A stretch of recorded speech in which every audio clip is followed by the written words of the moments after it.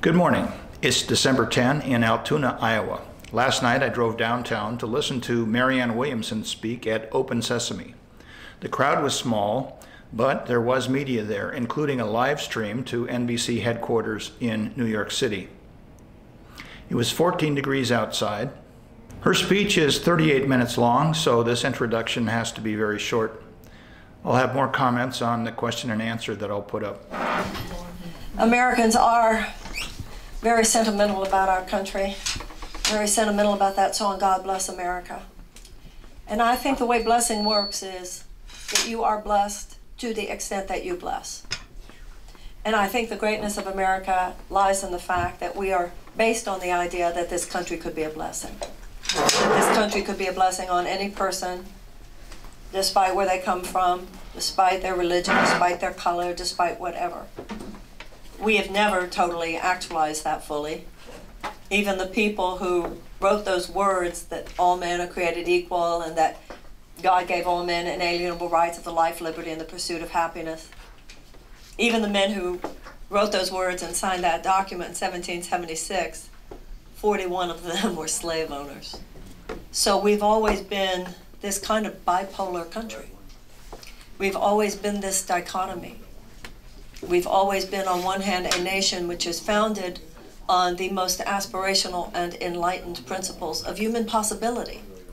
That's what this is really about. It's about what might be possible for human beings. But we have also been, from the beginning of our country, at times, the most violent perpetrators of transgression against that possibility. That is part of our DNA. That is the American story. That contest is the American story. And every generation writes its chapter in the story. Now, if you look at the narrative of our history, the story is one in which we tend to self-correct. So we had slavery in this country, yes, but then a generation rose up and we had abolition. We had the institutionalized violence against women and suppression of women, and then a generation rose up and we had the women's suffragette movement. And we had institutionalized white supremacy and segregation in the American South, and then a generation rose up and we had the civil rights movement. And now it's our turn.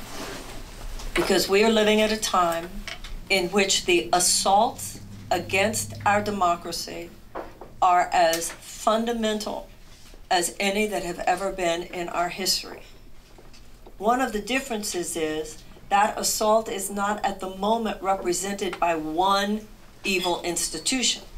When it was slavery, it was like a cancer that could be surgically removed. You knew what you had to do, get rid of slavery. When it was the suppression of women, it was one institution, it was centered in an institutionalized reality. We knew what we needed to do. Pass the 19th Amendment, give women the right to vote, then they can start making changes.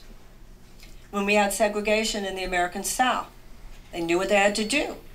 Pass the Civil Rights Movement, the Voting Rights Act, get rid of segregation. Our situation is more complicated because it's more like a cancer that has metastasized. And in some places, it's wrapped around healthy organs. It's a cancer that has wrapped itself around our government. It's a cancer that has wrapped itself around our economy. It's a cancer that has wrapped itself around U.S. corporations. Now, you don't want to blow up your government. You don't want to blow up corporations. You don't want to blow up your economy. So you have to be very, very careful here. It has to be a very nuanced operation by which a generation identifies what went wrong here. And we need a politics which is not the shallow and superficial conversation that dominates the political establishment, because the political establishment addresses the symptoms of this problem. And in many cases, it talks about ways to fix these symptoms. But you always get the feeling that we're not getting to the heart of the matter, and we're not talking about what's deeply wrong, and there's a reason we're not talking about deeply wrong. The political establishment doesn't really want us to talk about root cause, because they're the root cause. And so we have to do some of this for ourselves now. This is one of those times, just like with the abolitionists and the women's suffragettes and the civil rights movement. The government didn't wake up one day and decide to fix itself. A political status quo does not disrupt itself. A political status quo perpetuates itself. It's time now, as it has been in other times in our history, for the people to rise up and for the people to step in. Yes. Now.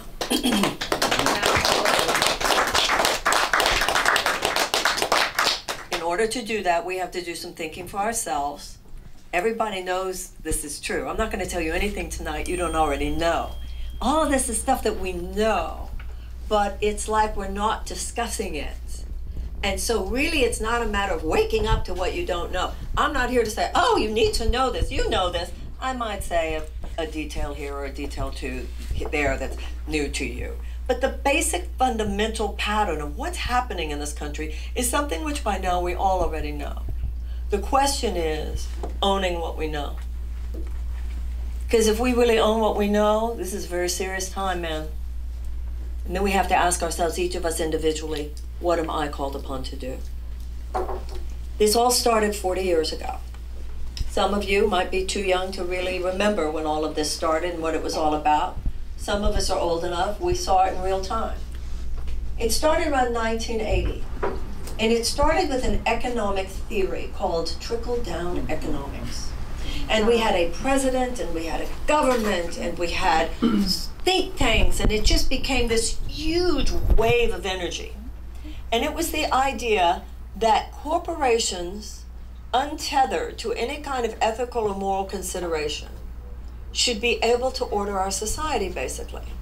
It was the idea that short-term profits for huge corporations, that it would be a really good idea for government to get out of the way, to deregulate. You know, they brag about deregulating. I saw it on the news, on the paper, on the news the other day. We're all supposed to be excited. They deregulated this and they got rid of these regulations. These are safety regulations.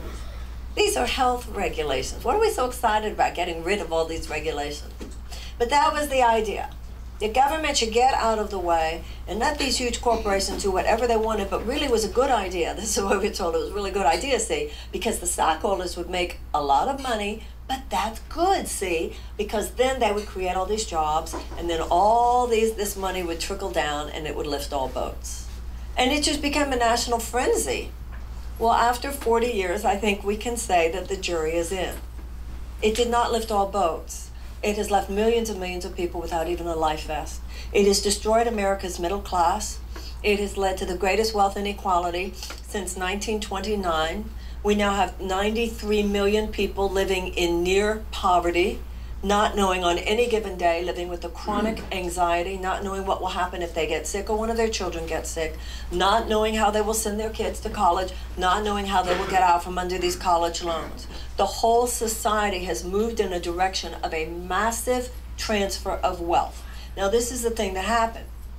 Within 10 to 15 years after this trickle-down economic theory took hold of the country the way it did, there began to be this explosion of money in politics. I mean, there was money in politics before, but nothing like what started to happen in the 80s and the 90s, and the Supreme Court said money was free speech, and then it climaxed a few years ago in the Citizens United Supreme Court decision, where now corporations have unlimited power to flood our elections with money. Now, let's talk about what this means. This means that we are no longer functioning as a government of the people, by the people, and for the people. This is a serious deal. Now, Lincoln stood on the Gettysburg battlefield, and he said that these men who died there had given the last full measure of devotion, he said. The last full measure of devotion. So that a government of the people and by the people and for the people would not perish from the earth. It's perishing. I'm not saying it's coming down the road that it's going to perish. It's perishing. Because we have transitioned from a government of the people, by the people, and for the people. We are now, for all intents and purposes, a government of, by, and for the huge multinational corporate entities and their short-term profit maximization.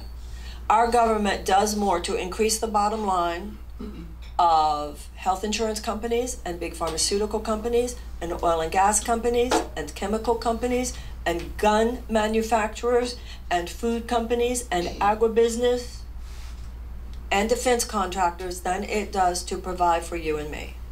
So you and I, we don't have universal health care, and we don't have free college like they do in so many countries of comparable wealth. Our tens of millions of our young people, and not so young people. I met a woman the other day. She looked at least 50. She's still paying $400 a month on her college loans. So I don't know what point you're supposed to be able to relax. And we have been trained to expect no more.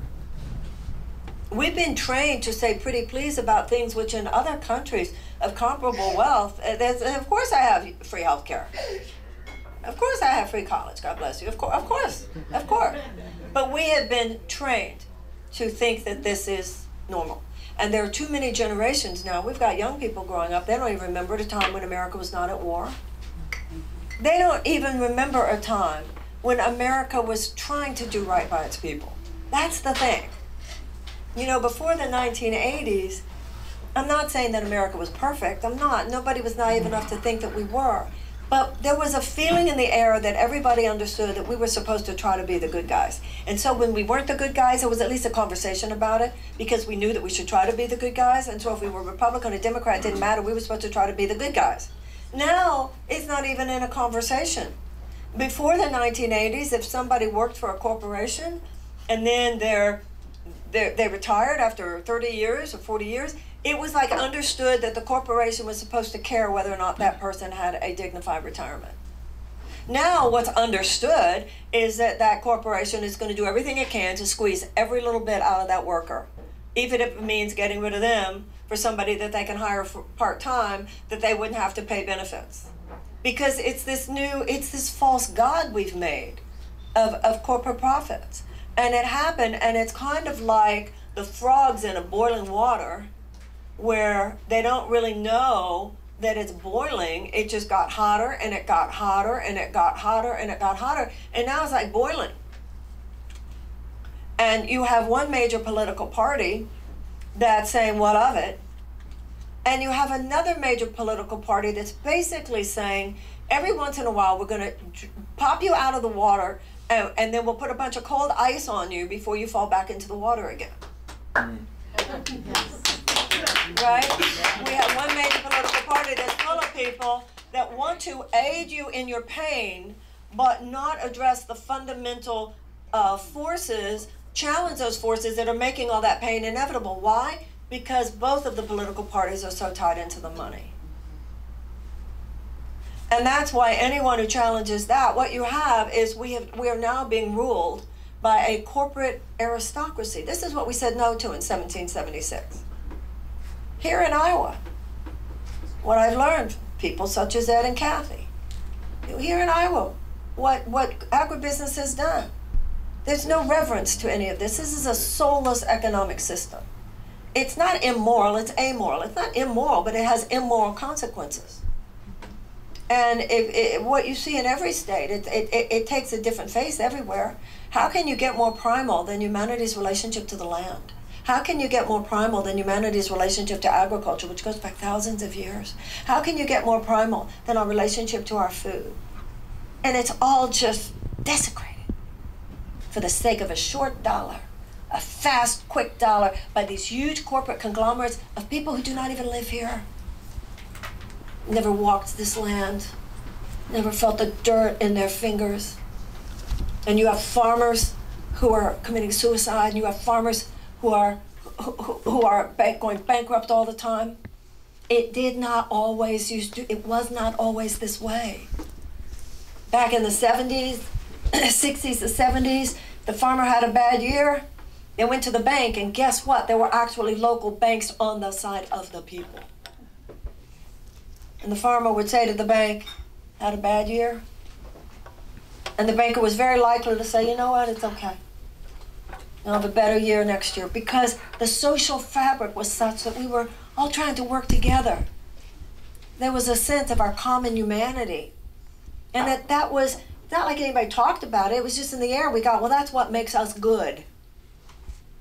But then once all this conglomeratization started, And then you have banks that are working for the conglomerates while they're working for the people.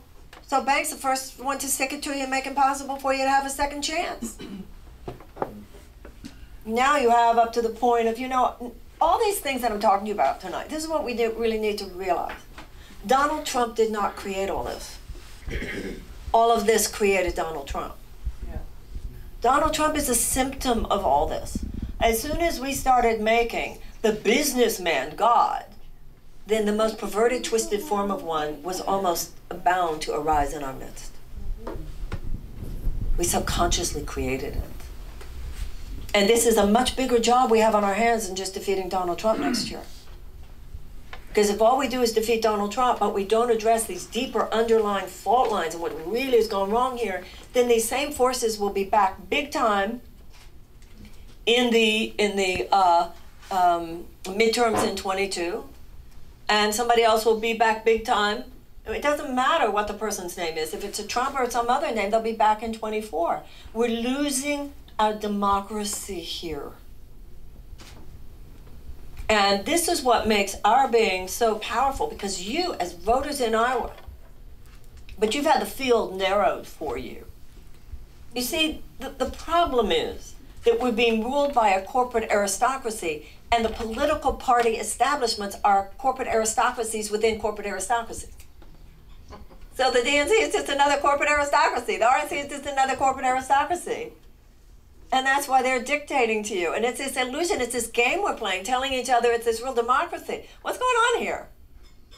There were 20 people. So why didn't you have equal access to listen to all of us? You know that the airwaves belong to the people of the United States. This whole canard, this whole DNC debates, it's just a reality TV show that the campaign industrial complex is making a lot of money. And then they'll present to you the idea of who's electable, who's qualified. And they have a way of making sure that if anyone doesn't toe the line, God knows what you'll have said about her. You have to stay between the lines. Or we'll say whatever we have to say to make sure people think you're whatever we want them to have you think, just to know that, well, of course, I can't take her seriously. Yeah. So what's happening here is that on every front, there's only one way for this to change. And that's for the people of the United States to wake up about this. Now, the interesting thing that I've seen in my life, having had a career of 35 years working up close and personal with people, is that when people are told bad news, they get really intelligent. The American people are very smart. We're not stupid people. But the political establishment talks to us like we're children. The political establishment talks to us like we're 14 years old. We're not 14 years old. And what I've seen is that in our private lives, we do everything necessary to show up for the moment if there's a crisis. And this is a crisis in our country, and we need to show up. So what you're doing now, talking to candidates, this is a job audition. And you're more than capable of talking to a lot of us, and you should. This is a job interview. And this is the most astounding, for us to be able to do this. We are a minority of the world's population that has the power that we have. The power that we have to directly influence our government.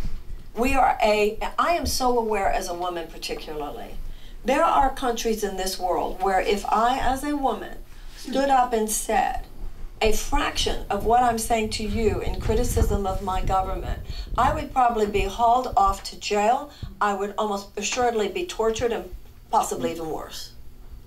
And the fact that we can talk about whatever we want to talk about in here tonight, we could talk about religion, we can talk about politics, we could talk about anything we want to talk about. And we are very aware as Americans, no policeman's going to come in here and tell us to break it up because of the topic we're discussing. This is so big, this is so huge.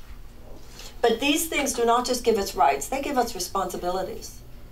And we are a generation which is responsible, as other generations have been before, of rising to the occasion, because we need a fundamental pattern disruption in this country. This country's off course. American capitalism is off course. The American government is off course. And we need to course correct. Other countries have course corrected, other generations have course corrected, and we can course correct. And it's our time. We must get the money out of politics. It is the only way to bite the head of this snake off.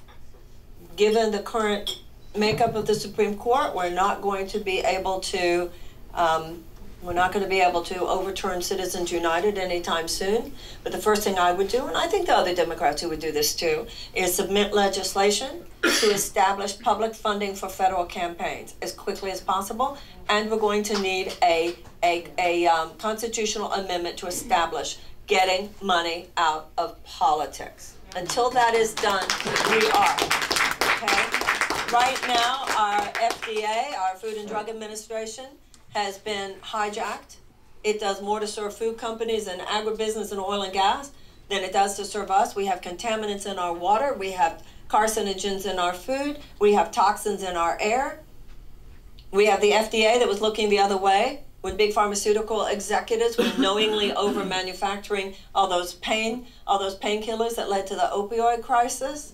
We had the FAA looking the other way when Boeing was cutting corners in a way that led to those Boeing disasters.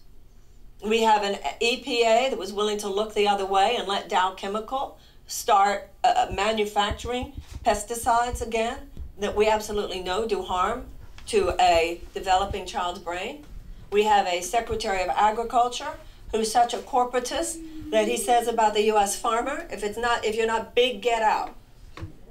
Everything from the CAFOs to the desecration to the lack of crop diversification to what has happened to the U.S. topsoil. See, this is the thing, ladies and gentlemen. The political establishment is not going to fix this.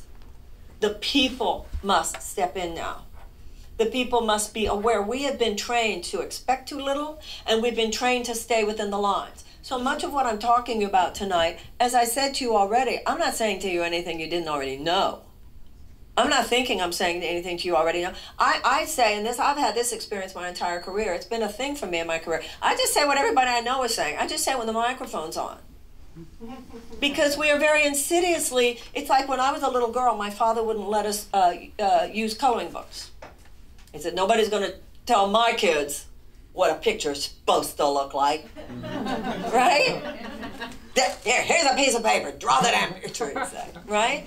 And we must do this now.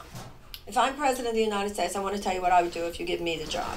Number one, we need to repeal the 2017 tax cut. It's a $2 trillion tax cut. It gives 83 cents of every dollar to the richest individuals and corporations. Repeal that, put back in the middle class tax part of it, tax cut, because I think that was a good idea. It should have been there anyway. We need to stop the corporate subsidies, such as $26 billion to oil and gas alone last year. We need to make our military spending what the military says it needs, but not the hundreds of billions of dollars on top of that. That's what defense contractors just say they want. We need to be able to have the United States government negotiate with drug companies, big pharma, so that they can lower drug prices. We need to say to people with $1 billion or more, we're happy for you. I think we should add that just to be nice. But we want 3% of tax on your assets. And if somebody has 50 million or more, on top of 50 million, we should ask for 2%. Once we have that, we're going to have some cash on hand. And we need a season of repair. We need a season of moral repair. We need a Department of Children and Youth, because the vulnerabilities and the challenges of the American child are so far beyond anything that we can now handle with our current system of Department of Education, Health, and Human Services. I'll tell you a story I heard today about a woman in Perry, Iowa. When she heard the story of the children who were put in cages after having been forcibly separated from their parents, she said she let out a scream, and she asked herself, what can I possibly do about it? And what she could possibly do is she made these huge beanbag chairs that look like a Latina grandmother, right? And the child can sit in there. They're beautiful. There's a picture of them on my Instagram. But after she went down from Iowa to McAllen, Texas, to try to give these chairs to the children there, she thought she'd give what was left over to the public school near her house in Perry, Iowa. She went to the school and was told by the principal, oh, this will be great for our trauma room. And she said, what? What? For what? Our trauma room, she said. And she said, what's a trauma room? And the woman said, oh, most schools have them now, where children can go and work out their trauma. Sad. This is where we are. This is Iowa as much as every other state. When I was in New Hampshire the other day, they were telling me that 25% of all the children in northern New Hampshire go to sleep hungry at night. We have 13 million hungry children. We have 100,000 homeless children. We have millions of children who go to schools where they don't even have the adequate school supplies to teach a child to read. And if a child can't learn to read, by 8, the chances of high school graduation are drastically decreased and the chances of incarceration are drastically increased. Well, why aren't we talking about that in this campaign, huh? Why aren't we talking about that on the debate stage, huh? I'll tell you why. Because these kids aren't old enough to vote, so they're not a constituency, and they're not old enough to work, so they don't have any financial leverage. So in a country that's not really operating of the people, by the people, for the people, it's just a bunch of kids. There's no money there. There's no financial leverage. Where do you think these kids are going to be in 20 years? And people say, we don't have money for it. Oh, we don't have money for it? Let me tell you something. I'll tell you where our economic prosperity potential lies. Our greatest potential for economic prosperity 10 and 15 years from now lies in the brain of every American kindergartner. And I'll tell you who has this figured out. China. Anybody who has any long-term plan for economic abundance knows front-end it to the children. It all happens before the age of 8 and 10. We need a mother in the White House. Take that however you want. We need somebody who says, we do this first. Every school, and it's a different kind of thinking. This is what I mean by fundamental repair. Not just tweaking it here and tweaking it there. It's like fundamental change. It's a fundamental change in thinking. We talk about we should run this country like a business. No, we shouldn't. We should run this country like a family. First, you take care of your children. First, you take care of your older people. Then you talk about everything else. But this virulent strain of capitalism. Now, I believe in capitalism, but I believe in capitalism with a conscience. And this virulent strain of capitalism that has corrupted our government and hijacked our value system, it has no use for those who do not serve it. So it has no use for children, and it has no use for older people. So every school in America should be a palace of learning. Every school in America should be a palace of culture and the arts, and we should end the absolutely immoral way. And I know, Ed, you were telling me how there's been a lot of compensation for this in Iowa, but still it should be mandated across the board federally. This idea that anywhere is basing its educational funding on property taxes should end. We have millions of American children who psychologists say are experiencing a level of PTSD that is no less severe than the PTSD of a veteran from Afghanistan or Iraq. Now, I understand there are no little children in this room tonight. I understand that there are no children who might vote for me in this room tonight. I'm not interested in a politics of people pleasing. I'm not interested in figuring out what you want to hear, and then maybe what you want to hear, and what you want to hear, what you want to hear. That's not what politics should be. A politics should be where really intelligent adults come together and we think about the welfare of our country. Grown-ups care about the children. Whether we have children or not, this is just what mature people care about. And the same should be true with the older people in our society. We should not only protect Social Security, we should expand Social Security. No one, no matter how much they make, should stop paying into Social Security. And yes, I agree with Andrew Yang that we should have UBI, Universal Basic Income, because we need a massive infusion of economic hope and opportunity into the life of the average American. People are too squeezed. You can't have millions of Americans who live with chronic economic anxiety and have a peaceful society or a prosperous society. We need to uncap people's dreams. We need to unleash people's spirit. It's difficult to live your best life when you're chronically upset and not knowing what's going to happen.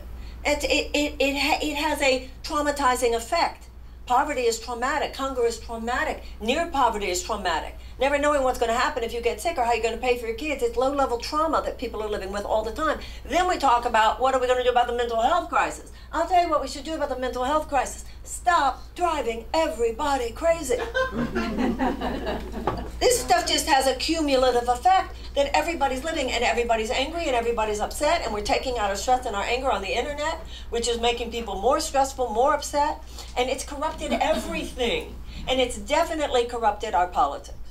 So I just want to say a couple things I'd like to do, and then I'll open it up and we'll talk about anything you want to talk about. Like everything else, our national security agenda is dominated by short-term corporate profit maximization. In this case, for defense contractors. So we have the amount that the military says they need to keep us safe, and I do think they should have every dollar that they say they need to keep us safe. And then over and above that, we have hundreds of billions of dollars that don't have to do with what the military says they need, but has to do with what defense contractors say they want. Or members of Congress with a plant in That's right. And that's military-industrial complex. And there are only two of us in this campaign who even talk about it. What does that tell you? What does that tell you? Just like you can't just take medicine, you also have to cultivate health. You can't just endlessly prepare for war. You have to cultivate peace. So if you give me the job, we're going to have a Department of Peace as well as a Department of Defense. In our State Department, right now we pay $760 billion for our military, $40 billion for our State Department. Within state, there is what's called the USAID, which is your long-term development and humanitarian assistance. Then another $1 billion, a little bit less than $1 billion, also in the State Department budget, is the peace-building agencies. Peace builders provide factors which, when present, statistically mean that there will be a higher level of peace and a lower level of conflict. Expanded economic opportunities for women, expanded educational opportunity for children, reduction of violence against women, and the amelioration of unnecessary human suffering.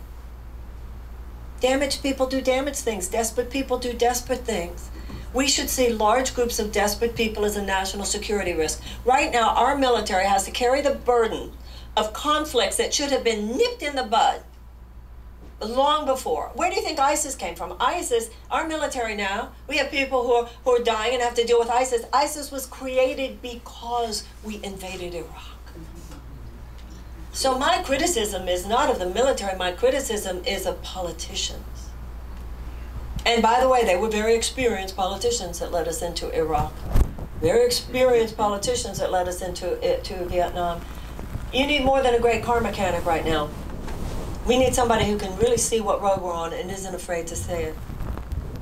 And we need somebody who will say we're on the wrong road and we need to turn. I personally think we need to turn left. But on a certain level, it's not even about right or left. It's about back to democracy and back to humanitarian principles. We need a World War II level mass mobilization to reverse climate change. Because if we don't do that within the next 7 years, we could have a level of massive social collapse within 20 years that is worse than anything we have seen on this planet in the modern era. We could see whole swaths of countries, even continents, uninhabitable because of the heat. And if it's uninhabitable because of the heat, you can't grow food there. And if you can't grow food there, we're talking massive food shortages. Food shortages. We're talking economic collapse. We're talking about what could be hundreds of millions of climate refugees. You think we have a problem now with people on the southern border? You think we have a problem now with 63 million displaced persons in the largest refugee crisis since World War II? It's nothing compared to what will happen if we have hundreds of millions of climate refugees in 15 or 20 years. We know what we need to do. We know we need to sequester the carbon, and we know we need to reforest, and we know that we need to develop a Green New Deal, even on steroids. We need to get going in developing all this alternative energy, and you need to get rid of these animal factory farms. Yes. They need to be gone. They need to be gone. They are not only incredibly immoral and abusive towards the animal, but they are very unhealthy for us. You know what's happening in your runoff. We know what's happening with the nitrous oxide and with the methane. Even if we did everything else to heal the climate crisis, we'd still have to deal with that. And the antibiotics that they give these animals, not only are in our bodies, but in our water, to such a point that the scientists are now telling us that barreling down the road at us, we're going to have a big problem because of all these drug-resistant bacteria that are out there now because we've used too many antibiotics. So this is not a moment where you can just tweak a little bit here or tweak a little there. We need to do some radical truth-telling. We need to look at our historical wrongs with black people. 350 years of institutionalized violence. We still have some things to clean up there. That's why I believe we need reparations for slavery. That's why I believe that we need reparative measures towards Native Americans. We need to end a chapter of American history that has not gone well. And we need to open a new one and have the best one yet. But this is, you know, every generation lives at its time, and this is our time. And we can do this because once the American people are awake, we can do anything. I mean, once we're awake, we do anything. But we've been kind of put to sleep around a lot of stuff.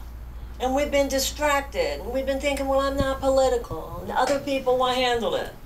Well, I don't think people are unaware that we've got a situation on our hands now. I think people do know, but when I started talking, I said the issue isn't waking up, because we're awake. The issue is, now that we're awake, what are we called to do? So you in Iowa have a really, really big decision to make, and you know how big your decision is, and I really respect it. And I see it in the eyes of people here.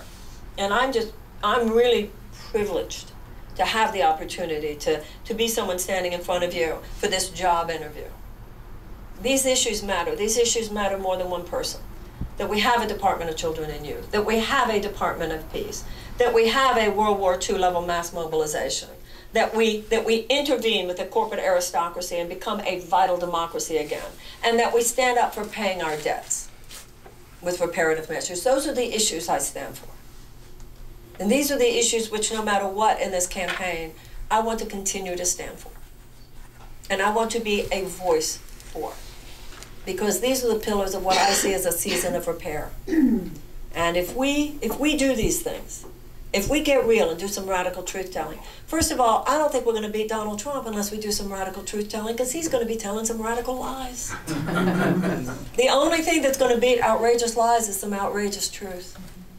All the Democratic candidates are telling the truth. I'm not saying they're not. They're telling the truth. But this is more like a court of law where you got to raise your hand and you swear to tell the truth and the whole truth and nothing but the truth. We need to be real. We need to look in the mirror. We need to admit our own character defects. We need to see where we are and where we're not, who we say we are. We need to be as adults about our country as we are about our own lives. And what will happen when we do is that our country will change, just like our lives change when we do that. And those of you who are young will have a much, much better country. And those of us who are not young will die one day knowing that we kicked ass while we were here. Thank you very much. Thank you for watching. If you enjoyed the video, please give it a thumbs up. If you like this content, please consider subscribing.